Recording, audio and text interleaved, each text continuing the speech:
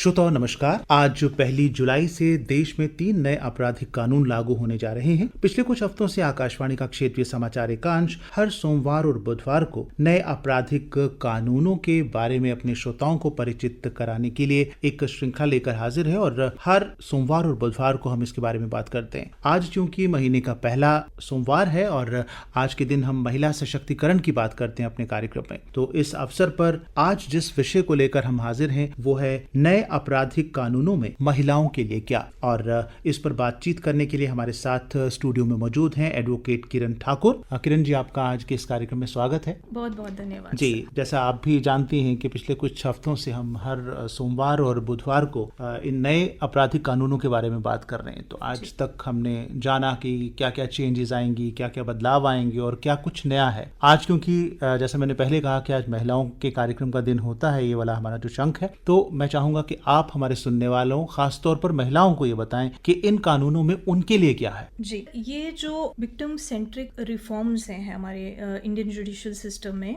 वो जो ऑडियंस है, जो हमारी जनता है, उनको 3 तरीके के राइट्स प्रोवाइड करते हैं। पहला तो पार्टिसिपेटरी राइट्स, एक राइट टू इन्फॉर्मेशन और right to compensation. So participatory rights में सर इसमें ऐसा है कि पहले हम ज़्यादा कंपैरिजन में नहीं जाएंगे, वो बहुत लंबा हो जाएगा। विल जस्ट स्टिक टू कि आज नए कानूनों में क्या प्रोवाइडेड है।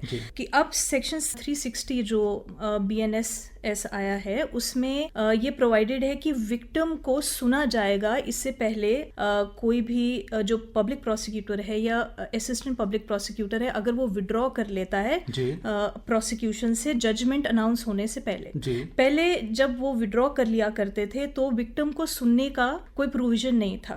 तो अब विक्टिम को उसमें सुना जाएगा सेक्शन 360 में। 173 सेक्शन में sir information in cognizable offences की अगर हम बात करें तो पहले इंफॉर्मेशन सिर्फ ओरली आप दे सकते थे, FIR रजिस्टर कर सकते थे। अब इंफॉर्मेशन ओरली और इलेक्ट्रॉनिक माध्यम से दोनों तरीके से दिए जा सकते हैं, जैसे मोबाइल फोन से दिए जा सकते हैं, ईमेल से दिए जा सकते हैं, फोन कॉल पे दिया जा सकते हैं, प्रोवाइडेड कि 3 दिन के अंदर जो इन्फॉर्मेंट है या जो विक्टिम है जो इन्फॉर्मेशन प्रोवाइड कर रहा है फोन पे या इलेक्ट्रॉनिक माध्यम से, उसको 3 दिन के अंदर अंदर आकर साइन करना है। जी। और आपने ये जो चीज बताई ये तो सभी के लिए एप्लीकेबल। जी बिल्कुल, ये सभी के लिए, महिलाओं के लिए नहीं बल्कि तीनों के लिए। पहले की जो आपको पुलिस स्टेशन में या जाकर के आपको रिपोर्ट लिखानी पड़ती थी, FIR, अब आप व्हाट्सएप पर या ईमेल के जरिए या किसी माध्यम से, इलेक्ट्रॉनिक माध्यम के जरिए भी लिखवा सकते हैं, लेकिन 3 दिन के अंदर अंदर आपको वहां जाकर के साइन करना है। इसके साथ साथ 173 सेक्शन में ही 0 FIR इंट्रोड्यूस कर दी गई है। ये बहुत बड़ी अचीवमेंट है। मैं खासकर पर्सनली इसका बहुत टाइम से वेट कर रही थी। इसको फॉर्मली इंस्टीट्यूशनलाइज कर दिया गया है। 0 FIR में अब जो लोकल जुरिस्डिक्शन है पुलिस स्टेशन की, अगर आप उसमें आप FIR किसी वजह से दर्ज नहीं भी कर पा रहे हैं, आप मान लीजिए कहीं दूर चले गए हैं, या ज्यादातर ऐसे फीमेल्स के केसेस में देखा जाता है जब उसके साथ काफी मारपीट की जाती है या कोई ऐसा ऑफेंस कमिट किया जाता है कि जो अक्यूज्ड है उसके इर्द गिर्द, उसके आसपास नहीं रह पाती, वो कहीं दूर चली जाती है, तो बहुत डिफिकल्ट हो जाता था उनके लिए उस एरिया के पुलिस स्टेशन में जाकर FIR रजिस्टर कराना। अब ये एक बहुत बड़ी सहूलियत हो गई है कि वो जहां पर भी होगी, हो सकता है अपने माता पिता के पास हो, अपने फ्रेंड्स के पास हो, कहीं पे भी हो, वो वहां भी 0 FIR दर्ज कर सकती है। ये तो खास तौर पर महिलाओं के लिए बहुत आसान हो गया है। पहले क्योंकि कोई भी, चाहे वो छेड़खानी हो या डोमेस्टिक वायलेंस हो, तो कहीं भी अपराध होता था तो अक्सर ये सुनने में आता था कि ये हमारा एरिया नहीं है, हमारी जुरिस्डिक्शन नहीं है, आपका थाना वो पड़ता है, आप वहां पर जाइए। एक तो विक्टिम बेचारी समय की मारी या उसके ऊपर जो अत्याचार हुआ है, और दूसरा वो थाने ढूंढती फिरेगी। लेकिन 0 FIR जो है, इसकी तो सुविधा बहुत अच्छी है ये महिलाओं के लिए। वो कहीं भी अपना जो है शिकायत है वो दर्ज करा सकती है। जी बिल्कुल। इसके अलावा इसी सेक्शन में जो एक बहुत इंपॉर्टेंट एस्पेक्ट ऐड किया गया है वो ये है कि जो कॉपी है FIR की, वो विक्टिम को फ्री ऑफ कॉस्ट दी जाएगी। यहाँ पे थोड़ा सा कंफ्यूजन है, स्पेशली लॉ स्टूडेंट्स को कंफ्यूजन हो रहा था कि ये प्रोविजन तो पहले भी था, लेकिन अब ऐसा हुआ है कि पहले जो प्रोविजन था उसमें इन्फॉर्मेंट वर्ड यूज किया गया था कि जो भी इंफॉर्मेशन प्रोवाइड कर रहा है किसी ऑफेंस की, उसको कॉपी दी जाएगी। अब इसमें इन्फॉर्मेंट एंड विक्टिम दोनों वर्ड वर्ड्स यूज किए गए बिकॉज जो इन्फॉर्मेंट है वो विक्टिम भी हो सकता है और कोई और भी अन्य शख्स भी हो सकता है। विक्टिम जो है, विक्टिम वही हुआ जिसके साथ कोई ऑफेंस कमिट हुआ है, तो ये एक अच्छी एडिशन इसमें लाई गई है। उसके अलावा देखिए सेक्शन 193 BNSS में जो फाइनल रिपोर्ट होती है पुलिस ऑफिसर की इन सर्टेन केसेस, जो स्पेशली रेप के केसेस हैं, उनमें तो ये प्रोविजन पहले से ही था। उसके अलावा 4 सेक्शंस पॉक्सो एक्ट की, यानी कि protection of children from sexual offences 2012 का जो एक्ट है, उसमें 4 सेक्शंस हैं, 4, 8, 6 और 10। ये रिलेट करती हैं सेक्सुअल असॉल्ट से रिलेटेड बच्चों के ऊपर। तो रेप और सेक्सुअल असॉल्ट ऑन चिल्ड्रन को मिलाकर अब ये एक प्रोविजन ऐड किया गया कि इन सब जो ऑफेंसेस हैं इसमें 2 महीने के अंदर अंदर इन्वेस्टिगेशन कंप्लीट की जाएगी। सो पॉक्सो की जो सेक्सुअल असॉल्ट की जो सेक्शंस हैं वो इसमें अभी फ्रेशली ऐड की गई, क्लब किया गया, उनको क्लब किया गया है। उसके अलावा जो फाइनल रिपोर्ट है, जो जिसे हम उर्दू में चालान कहते हैं, सब लोग जानते हैं, वो इलेक्ट्रॉनिक कम्युनिकेशन के थ्रू भी आप फॉरवर्ड की जा सकती है मजिस्ट्रेट को, थोड़ी स्पीडी प्रोसेस करने के लिए। पहले वो लिख के अगर बाय पोस्ट भेजते थे जो जाने में टाइम लगता था, तो अब वो इलेक्ट्रॉनिक माध्यम से भी कर सकते हैं। और जो सबसे बड़ी उपलब्धि मुझे ऐसा लगता है कि पहले कोई टाइम लिमिट नहीं था विक्टिम्स को या इन्फॉर्मेंट्स को इन्फॉर्म करने का कि इन्वेस्टिगेशन किस स्टेज पे पहुंची है। अब उसका एक टाइम फ्रेम प्रोवाइड कर दिया गया है इन्वेस्टिगेटिंग ऑफिसर के लिए कि वो 90 दिन के अंदर उसको जो विक्टिम है या इन्फॉर्मेंट है उनको इन्फॉर्म करेंगे कि इन्वेस्टिगेशन का प्रोसेस किस स्टेज पर है, क्या प्रोसीजर चल रहा है। विद इन 90 डेज डिसीजन होगा उसका या नहीं, इन्वेस्टिगेशन, ये हम इन्वेस्टिगेटिंग ऑफिसर की बात करें। पहले विक्टिम बार बार पुलिस स्टेशन जा के परेशान होता था, उसे पूछता था कि सर हमारी इन्वेस्टिगेशन का क्या हुआ, जरा बताइए क्या हुआ, पर उसको कुछ हाथ नहीं लगता था, कोई इन्फॉर्मेशन हाथ नहीं लगती थी। शायद ऑफिसर्स कहते थे हम कर रहे हैं, हो जाएगा। अब इसमें एक टाइम फ्रेम प्रोवाइड कर दिया गया है, विद इन 90 डेज आपको विक्टिम को या इन्फॉर्मेंट को, उसकी फैमिली को आप इन्फॉर्म करते रहना है कि मतलब इन्वेस्टिगेशन किस स्टेज पर जी। और पहले ये भी देखा जाता था कि बहुत सारे मामलों में महिलाएं जो है वो शिकायत ही दर्ज नहीं करती थी, क्योंकि उनको कहना था कि अगर पुलिस स्टेशन में जाएंगे तो बार बार चक्कर लगाने पड़ेंगे, या अगर मामला अदालत में चला जाता है तो फिर दिन महीने बरसों लग जाते थे, एक मामला लटकता रहता था। और ये बहुत अच्छी चीज है, उसके लिए टाइम जो स्पैन है वो रखा गया है, उसके अंदर अंदर उनको इसके बारे में पूरी जानकारी मिलेगी। एक और जैसे हम पिछले कुछ दिनों से डिस्कशन कर रहे हैं, उसमें बताया कि रेप के मामले में आपको जो मेडिकल रिपोर्ट होती है वो 1 हफ्ते के अंदर अंदर देनी होगी। मैं चाहूंगा कि उसके बारे में हमारे सुनने वालों को बताइए। जो मेडिकल प्रैक्टिशनर्स है जिनके पास विक्टिम्स को भेजा जाता है मेडिकल एग्जामिनेशन के लिए, एक तो पहली बात तो ये है कि with in 24 hours of the offence, जो उसके साथ अपराध हुआ है, 24 घंटे के अंदर अंदर उनको मेडिकल प्रैक्टिशनर के पास उसकी बॉडी की एग्जामिनेशन के लिए भेजा जाना चाहिए। पहले ये प्रोविजन नहीं था कि वो कोई टाइम फ्रेम नहीं दिया गया था कि मेडिकल प्रैक्टिशनर कितनी देर में इन्वेस्टिगेटिंग ऑफिसर को मेडिकल रिपोर्ट उस विक्टिम की सबमिट करेगा। उसमें इतना लिखा था एज सुन एज पॉसिबल, जितना जल्दी हो सके। लेकिन अब उसमें टाइम फ्रेम प्रोवाइड कर दिया गया है कि 7 दिन के अंदर अंदर आपने आईओ को जो मेडिकल रिपोर्ट है वो सबमिट करनी ही करनी। राइट।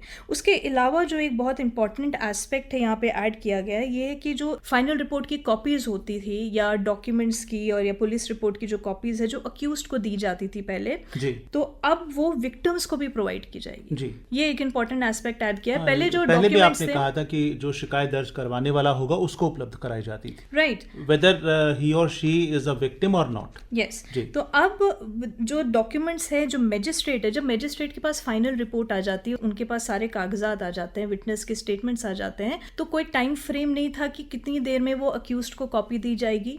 तो और विक्टिम के लिए तो कोई प्रोविजन नहीं था कि विक्टिम को थ्रू एडवोकेट उसको कोई कॉपी दी जानी चाहिए। लेकिन अब 14 दिन का टाइम फ्रेम दिया गया है कि मजिस्ट्रेट को जैसे ही फाइनल रिपोर्ट मिलती है, डॉक्यूमेंट्स उनके पास आते हैं, तो 14 दिन के अंदर अंदर उन्होंने अक्यूज्ड को और विक्टिम को, जो अगर विक्टिम वकील के थ्रू रिप्रेजेंटेड है तो उनको पूरे डॉक्यूमेंट्स प्रॉपरली सप्लाई करना है, और वो इलेक्ट्रॉनिक माध्यम से भी दिए जा सकते हैं। और अगर इलेक्ट्रॉनिक माध्यम से कोई डॉक्यूमेंट सप्लाई किए जा रहे हैं, अगर प्रोवाइड किए जा रहे हैं, तो they will be considered properly serve. क्योंकि बहुत बार ऐसा होता है कि इन पर्सन जब हम फिजिकली हम कॉपीज को प्रोवाइड करना, लेना, पहुंचाना, इसमें टाइम लगता है, तो इलेक्ट्रॉनिक माध्यम से वो जल्दी प्रोवाइड किया जा सकता है एंड वो कंसिडर्ड किया जाएगा प्रॉपरली कि उसको सर्व कर दिया गया है to the victim and the accused.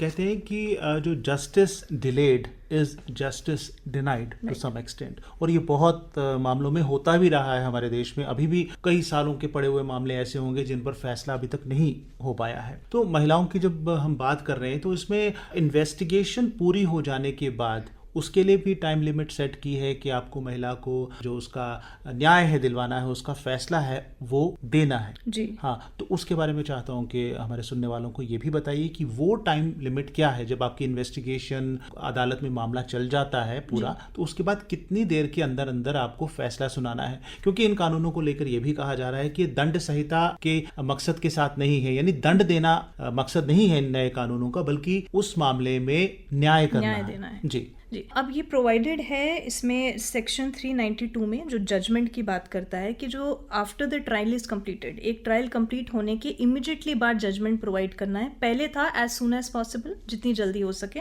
अब 45 दिन के अंदर मजिस्ट्रेट को जजमेंट पास करना है और उसकी जो कॉपी है वो 7 दिनों के अंदर अंदर जो हमारा ई पोर्टल बना हुआ है जिसमें जजमेंट अपलोड की जा सकती है इलेक्ट्रॉनिक माध्यम से, 7 दिनों के अंदर अंदर वो अपलोड करनी है कॉपी।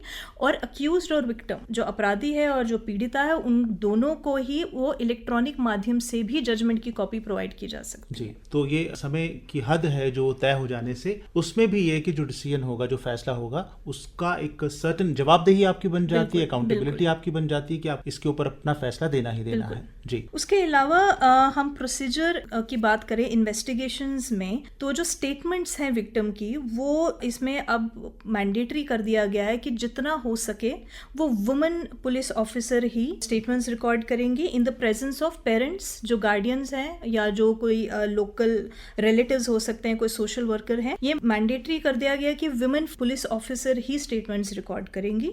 और ये मैंडेटरी तो नहीं, ये ऑप्शनल दिया गया है कि अगर करना चाहें, अगर विक्टिम चाहे और अगर प्रोसीजर, अगर केस कुछ इस तरीके का है और अगर उसकी डिमांड है, तो वो ऑडियो वीडियो मीन्स के थ्रू भी, मोबाइल के थ्रू भी उसको रिकॉर्ड कर सकते हैं। ये एक बहुत इंपॉर्टेंट प्रोविजन मुझे लगता है ऐड हुआ है। उसका रीजन ये है कि पहले बहुत ज्यादा विटनेस कॉन्ट्रडिक्शंस हो जाया करती थी। कभी कभार लड़की को डरा धमका के, उसकी फैमिलीज ही डरा धमका के उसको चुप करा देते थे कि अब स्टेटमेंट नहीं देनी है, या वो स्टेटमेंट चेंज कर दिया करती थी अंडर प्रेशर। तो अब जब इलेक्ट्रॉनिक माध्यम से, स्पेशली मोबाइल को इसलिए किया गया बिकॉज मोबाइल हर किसी के पास होता है, तो जब मोबाइल से हम रिकॉर्ड करेंगे तो उस एविडेंस को टैंपर करना, उसके साथ छेड़छाड़ करना बड़ा मुश्किल हो जाएगा। तो ये एक बड़ी अच्छी बात इसमें जी।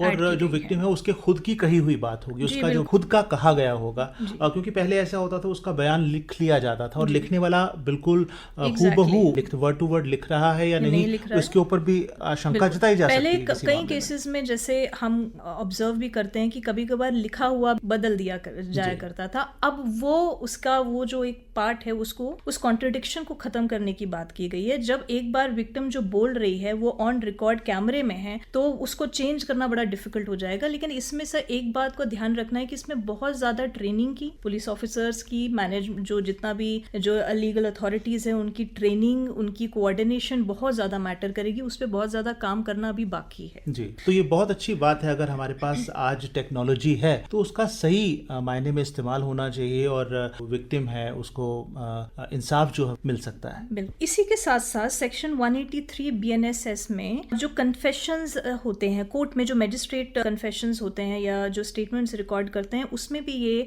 प्रोवाइडेड है कि अब वो जितना हो सके पॉसिबल वो वुमेन मजिस्ट्रेट, कोई फीमेल मजिस्ट्रेट ही करेंगी।